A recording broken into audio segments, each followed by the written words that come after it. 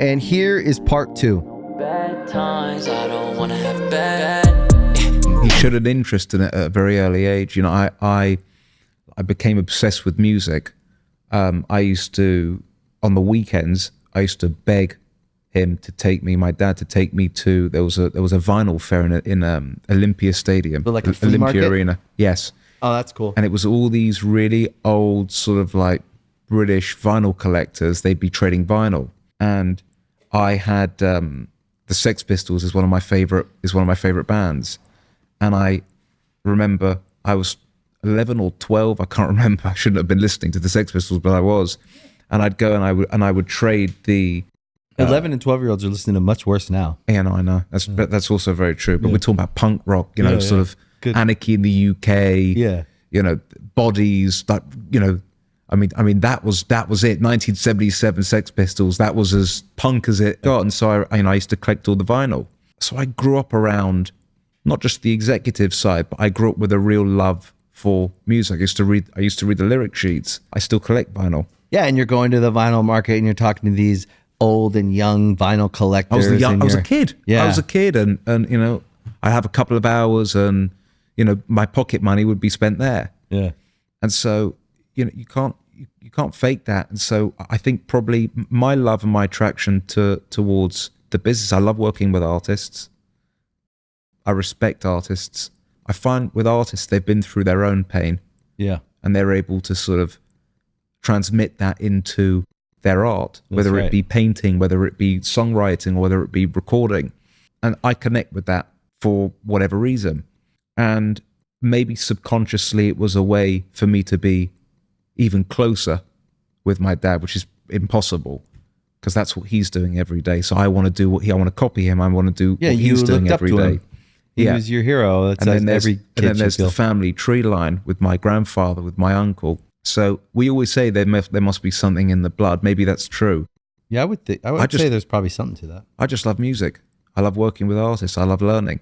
And I think what I've done and what we've done, and we can talk sort of about that in a little bit, just have to surround yourself with people that are smarter with you. You know, we always talk about team. Team. You know, your team is incredible. Our team is incredible. You know, when you hear these sort of record execs or entrepreneurs, you know, well, I built this and this is how I did it. You know, sure, you've got a vision, you see something great, but you know, you have to have an incredible team. It takes a team. Yeah. No one can do it alone. No. That's a great way of getting a little glimpse. I know that there's a lot more to it, but getting a glimpse of your childhood to go to now, right? Now I'm sitting with a 30-year-old, 30? 31. 31. Oh, you look so young. I've got gray hairs now. 31-year-old head of Atlantic, also founder of 10K Projects, which is one of the most successful independent record labels. We could go into the stats. They're staggering. What you did there, a company you started in college? Yeah. Okay, so you start this company in college. In my mind, I go, okay, I see the line now. Of course you would start that company.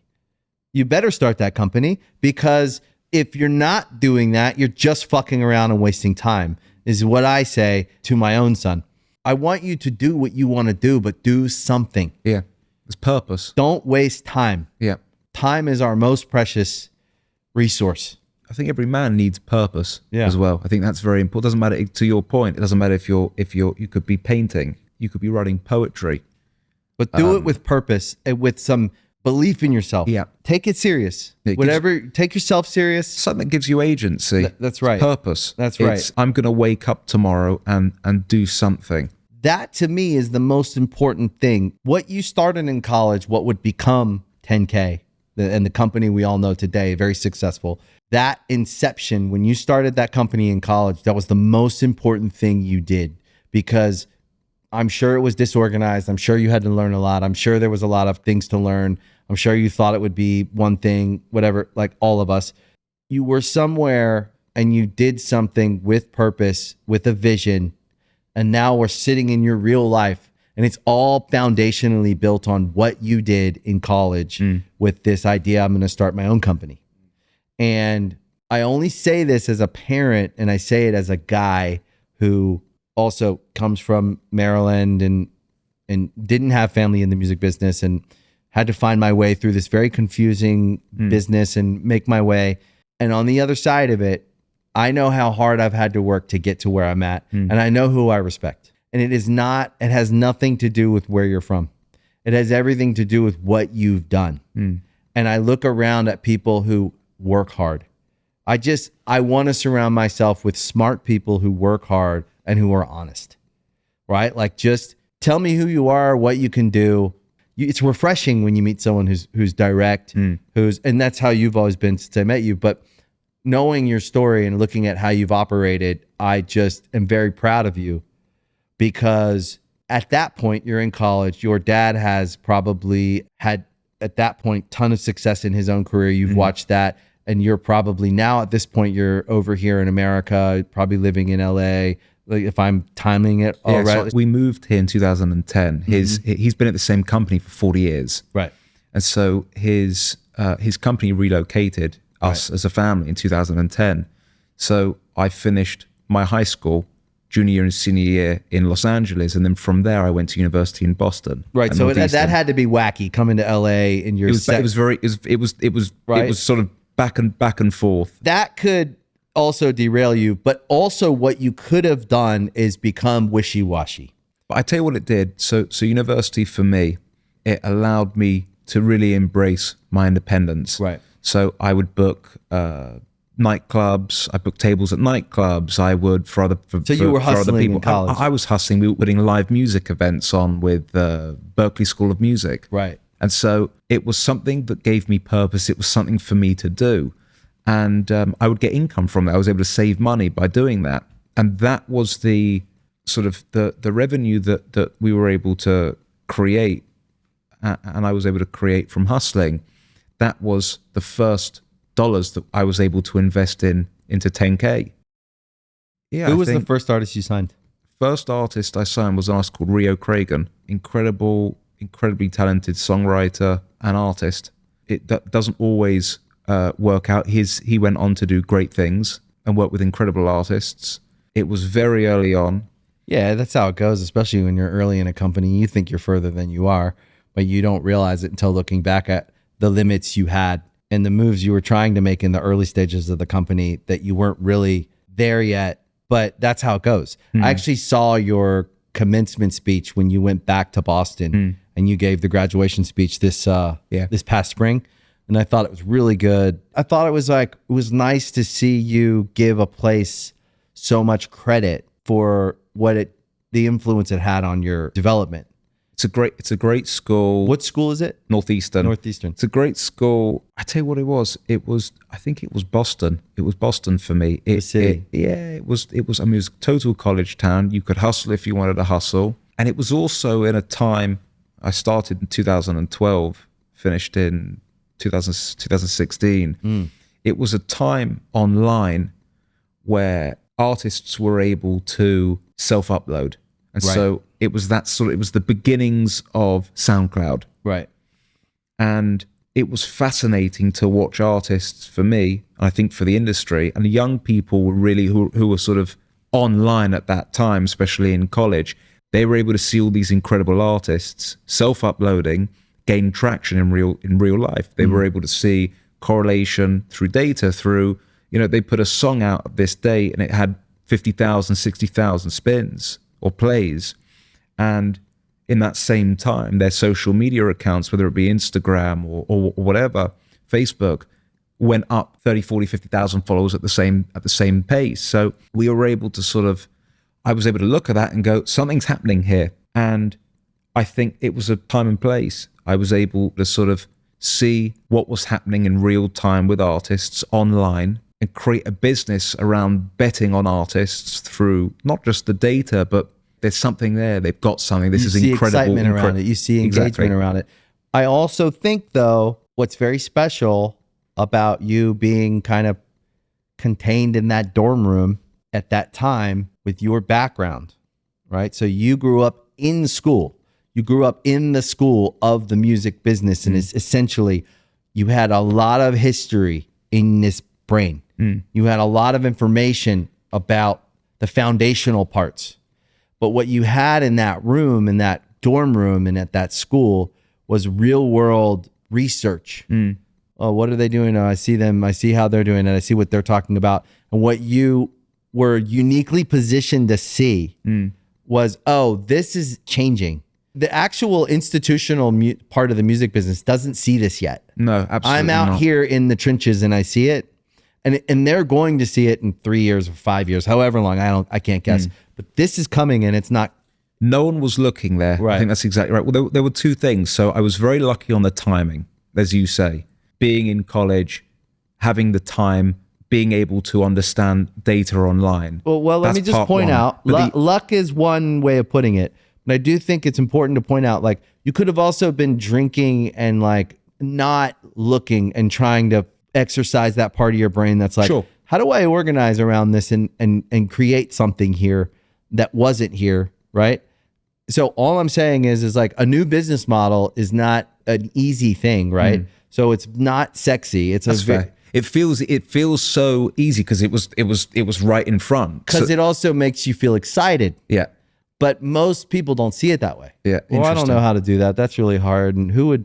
So all I'm saying is that you were uniquely positioned with your background, I'll take that. but I'll take that. you did have to choose how to spend your time at college. And what I respect is what I hope my kids do as well is go forth into the world and do something versus sit around, wait for other people. Yes, we all love to go out and have a good time. There's nothing wrong with going out and having drinks, but if you could build a lifestyle where you're always working because you're doing something you love, you can actually build a real life where you get to enjoy everything, but your priorities have to be right. I'm just saying that to say for people listening, they're building businesses, they're building families, they're building, everyone has their different dreams, things that are important to them. The main through line though is you have to show up every day and work. You don't just get to have, it doesn't matter who you are. It doesn't matter who your dad is. It doesn't matter where you're born. It doesn't. I don't care what anyone says. Because I see people who were born with everything as far as money goes, shoot it all up or snort it all up or drink it all up and not do shit. I see people who were born with nothing, shoot it all up, drink it all up, not do shit. Same. There's plenty of people. I think it's how you're wired. You want to see opportunity, and you want something that gives you purpose. But you also found a game you love to play. And that's also the thing that I think is like entrepreneurially, we have to be playing a game we love to play. Yeah, absolutely. Well, so I think I'll take that. So I think part one is right place, right time. Part two is I've been in America for a few years. And so I'd met people through that sort of network of where my dad worked. And so what I would do is I'd hit them up and they would always be very polite. They would respond on an email. I'd cold email sometimes. But they passed on everything? Every single thing. People didn't get it. And that's really how 10K was born. You're like, well, I got to do my own then. Yeah, but I mean, if you think about it, in that period of time from sort of 2015 to 2019, SoundCloud was in its own sort of, it was the punk rock platform. It was. At the time. You had artists like Lil Pump and Trippie Redd and XXX Tentacion, and the list can go on. I think Billie Eilish was found on SoundCloud. Post Malone was found on SoundCloud. Some of the most iconic artists still today, they came from self-uploading. Right. And it turned into a really important business. And I think the whole ethos for 10K as an independent was we needed to give artists who were discovered through these mediums where they were able to self-upload, we needed to give them creative freedom. We needed to give them commercial freedom, where if they wanted to wake up, drop a song, they could do that. And there was no one telling them, no, you can't do that. And I think within youth culture and within the industry, we became known as their disruptors. Well, you kind of become a disruptor when everyone's kind of, passed on everything you sent them. I know that feeling. MDDN's a bit of a disruptive company. Absolutely. Well, I would say that in 25 years since our first record, 30 years as a band, all the experiences we've had. And I told you when we said we're going to make this record, well, actually, we played your wedding. That's where the record started. That's why it's called Motel du Cap, which was one of the greatest nights of my life. It was the greatest nights of my life. Isn't it great? That was amazing. It was the best You wedding. guys were amazing. It was great. It was such a good, such a good night and such a good show. When we actually set forth and started making the record, and then we actually said, "Oh, we have a real record here. This isn't like some side project shit. No, this is a real fucking you guys record." playing it to me. Started coming together, and then it made sense to do the record with 10K because we had worked with you on a couple other things, right? We'd worked together, and we found that 10K was the best team we'd worked with in years. Like we'd found at MDDN across a bunch of things, we found your team to be reliable, and very hardworking, and they optimize. So they really do share information quickly, and like there's a way of working where there's no filler and there's no fluff. We just get to it and we work. And so that's refreshing to be able to connect like that. And then as me and you meet, we become friends. We have a great working relationship. And then obviously, so it makes sense for us to collaborate wherever it makes sense, right? Because it's a natural for us. And then we made this Good Charlotte record, and I said to you, the only way I want to work with you is if you and your team hear this record and you buy in, you want to be a part of this record. Otherwise, all good. I know you're going to be rooting for me either way, right? And then you guys come back and you're like, we want to work on this record. We loved it. The stuff that you played, it was unbelievable. I mean, we're seeing it now. And it's been the greatest record label experience that I've ever had as an artist. We've got the best team in the business. You guys have a great team. Do you think that the story, since you've gone into Atlantic, you're changing the way the modern record label does things subtly? It's not like it's a switch. It's like a dial that you keep, And I think that like we're disrupting. There's no doubt we're disrupting. So it's funny because we come from the independent background with no catalog. Your team has to be very entrepreneurial, and so our team, they're very entrepreneurial. I can't name all of them. There's our team is, I think it's the best in the business. My partners, Zach and Tony. Yeah. I mean, we're all entrepreneurs, and so when you don't have catalog to sit back on, you got to create. You got to, in terms of survival. Yeah, you got to create opportunity. Yeah, you got to break songs. You got to break artists. You got to put wins on the board. So how do you manage now what was one entity to? I would imagine it's 100 times the amount of conversations and relationships you have to manage. It's look, it's a lot, but it's what I know what to do. What you love. It's also, we have the most incredible team. We work sometimes 16, 17, 18-hour days if we have to. We just do it. We like to win. And also, it's not just work. I've got to give credit to my wife. She's the most incredible partner. Sophia. On a personal note, she's my biggest fan. She's my cheerleader. We're each other's biggest fans and cheerleaders. And if I'm stressed with work, which I sometimes get, she'll sit me down. She doesn't have to have a talk with me. I just know with her. She's just like, look, you're going through it at the moment. Just take it easy. Take it easy. And chill the fuck out. Yeah, it sort of, she's a great leveler. Yeah. She can sort of say, look, it's don't worry about it. You're okay. Turn the brain off. Turn your brain off. Sometimes I find it very difficult to turn my brain off. She'll just say, just turn your brain off. You're okay. Isn't it funny too? Your wife, my wife are similar. Like things we could get excited about, they have zero interest in. Yeah. I could say so-and-so called, they want to come on the podcast or whatever. And she's like, great. Yeah. Like she could give a fuck. They've seen, it's just, if you're happy, they've seen so much. Nothing impresses them. They're desensitized to like the shininess of something. But they're happy that we're happy. They're happy we're happy. And like even Sophia, she'd be like, go off, King. That's exactly right. Like she doesn't care. She's just like, are you happy? That's all she cares about. That's it. It's beautiful. She's the best. She's the best support system. And Eloise, when I see her smile, it's like she just recharges the batteries. Yeah, that's it. Game over.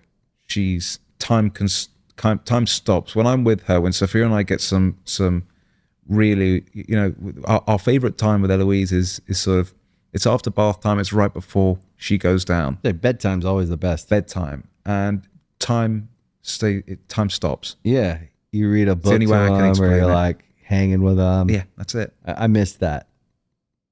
That goes away. I wish it didn't. It's sad. It makes me really sad. I used to love bedtime. I try never to miss bedtime. Well, now we get to play Fortnite. We do play Fortnite.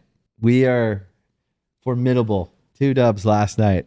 0 build, 0 new build map, sometimes OG, always OG, and we got 2 dubs. last night. Yeah, Benji's going to kill me for saying this. Benji is the worst Fortnite Benji is He's the so worst bad. Fortnite player ever, but we win with him. We win with him because he's like the honeypot. He revives us. Yeah, he goes out. We go in, he revives us. He does, and he like takes the hit first because he's Benji, like, I'm joking. You're not that bad. You're He's not not- great, but you're not that bad. To be fair, he spends very little time on Fortnite. I know. But me and you, I would say we probably play twice a week. Yeah. But put a bunch of weeks together and you get pretty good. Do you know what? And on the weekends, I would say like late night weekends. Sparrow was the one that reintroduced us to Fortnite. Yeah. It was Sparrow's fault. Yeah, and then he got off of it. And Yeah, he's- but he shouldn't. I'm glad. Do you know what? We called him Lord of War for a period of time. yeah, he was a real god, wasn't But he? he would get 20 kills a game. 20, 25, 30 kills a game is It's not insane. normal. Yeah, it's not normal. You and I get 1 or 2. Last night, that last game we played that we won, I had double-digit kills. That was one of the best nights of my life. It was. That was one of the best nights of my life. It was. Even Benji got a few kills. They're probably bots. Yeah. But it doesn't matter. It was probably bots. You and Sophia have a great thing. You're one of my best friends, as you know. She's my best friend. She's the best.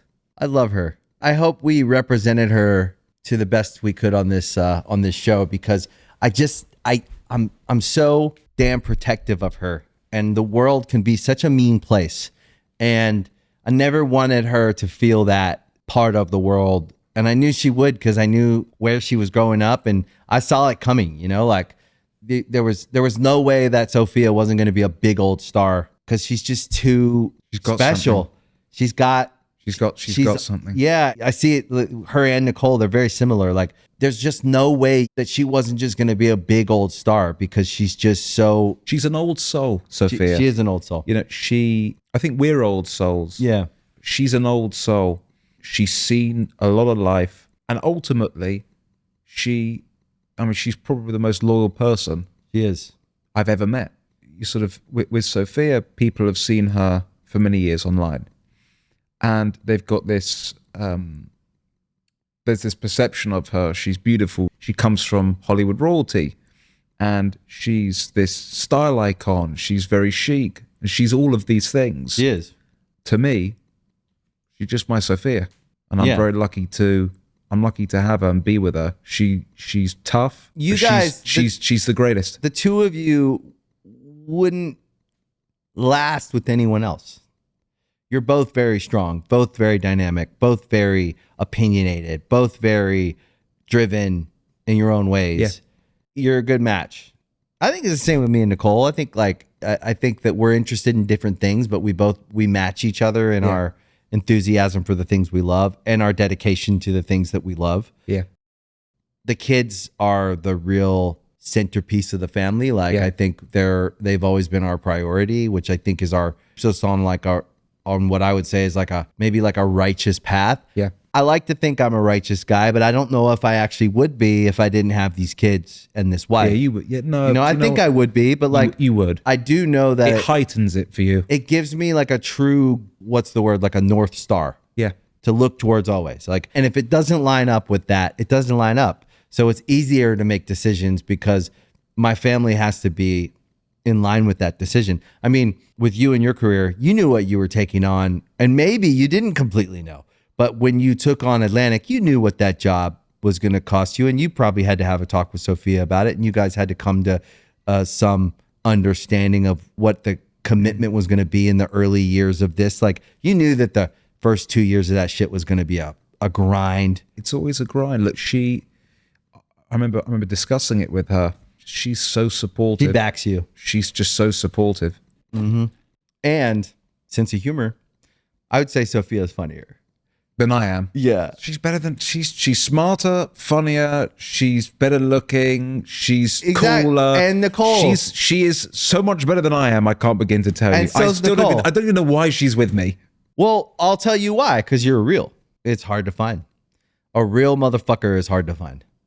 A guy who will get up every day and be himself and go out and just fucking try. That is what I have with Nicole. She's funnier than me. She's way more stylish, more beautiful. You're a handsome guy. I'm a good looking guy in my own Nicole's way. beautiful, but you're a handsome guy. Let's you know.